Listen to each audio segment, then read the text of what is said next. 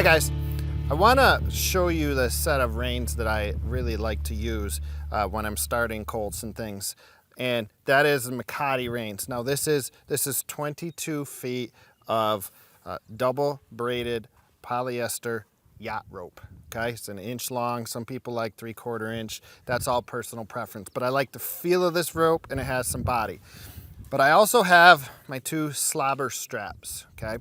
And these ones happen to have buckles, so you can just unbuckle the Mecate rein, but that's a preference. A lot of them don't have buckles, it's all just one piece. These ones are tooled, some are just plain leather. Now here was the point of this. When you are riding out a horse, and this is a sweet iron mouthpiece bit with copper inlays, those types of bits tend to make a horse salivate a lot, okay? And the saliva getting on your reins, and that's you know, those reins can then become pretty expensive because to buy, and then over time the leather breaks down from that and causes them to rot and break. Okay.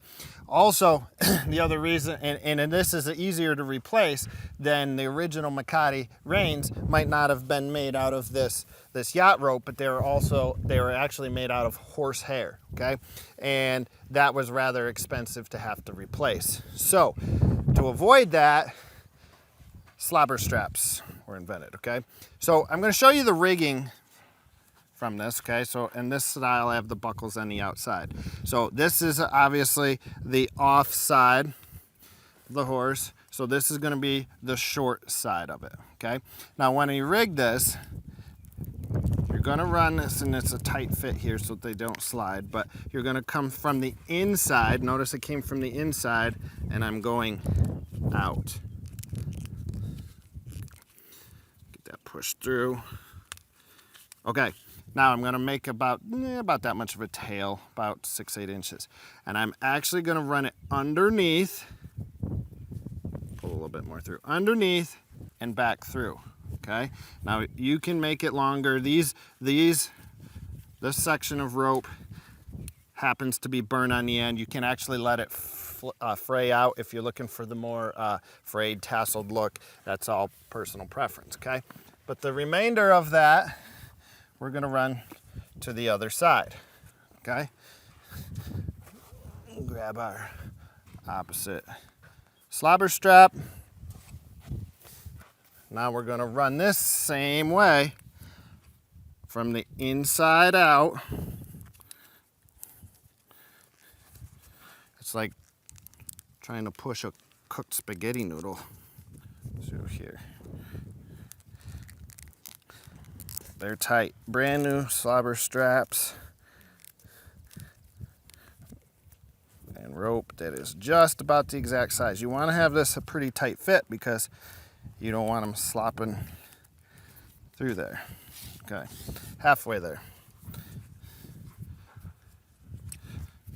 Now I'm going to adjust this to where my reins are going to have a good loop, and you can adjust these all based on the size of each individual horse. They're extremely customizable. It's one of the things I love about them. Just trying to get that. Again, cooked spaghetti noodles. They don't push so well.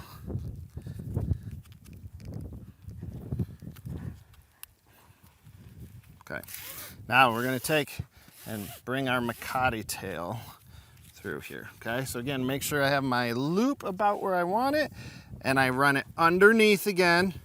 Okay, run it all the way so you can see it for the camera. It makes this loop, and then I'm going to go back down through again. Pull the whole tail out. Okay, now you see how this creates a friction bind here, okay? And it won't travel, it won't move. Now, the remainder of this is our Mecate tail. You can use this with green horses. I love this out on the trail or anything else because you could obviously have a lead rope to wherever you want to go. You've got something you could lunge the horse if you had a colt that really wasn't, just needed some extra focus, all of that, okay? Now, the tail of your Mecate, there's a couple different things you can do with this. Fun fact for you, you could actually, the old Spanish vaqueros, if they're out on the ranch, here's one way that they would rig this. They would take that tail and they would pull this up underneath of their belt, okay? And the theory is if you're riding a colt and you're, say, 10 miles back from the ranch, if you happen to get bucked off, you could grab that tail and keep that horse, because if that horse went to pull, it just pops out as long as you grab the tail. If you're going to rig it this way, here's something, a very key part. You have to make sure that the tail doesn't go through the loop. If it does, if that horse was to pull away, now you're stuck, okay? So that's why, if you're not really familiar with this style, I would probably say, and most of us aren't riding out 10 miles out in the back pasture gathering stray cows. So instead, you're going to take and get your Mecate tail about the same loop as your reins. You're going to go over your saddle horn and you're going to do a half hitch. To those of you who are boaters, you'll get how this works, okay? So I have the remainder of slack first in my left hand. The tail of it I then have in my right hand, and I just push up under. That's a half hitch, and I'll do a series of half hitches. Again, underneath, underneath, to wherever I want that Mecate. I like it about here. Now, if I'm riding a colt, I also have a little bit of a motivator, something I can communicate my horse to my horse with, okay? Now, if I had to get back down, again, I can just take a Mecate tail and it's back with me, okay? So this is a very utilitarian way of, or utility, should not use big words, way of working with your reins and things, and you can always, so many uses that you can use with your Mecate setup, okay? Some people I've seen even, they'll run it under their saddle, up over the saddle horn, and just trying to make that rope a little bit shorter.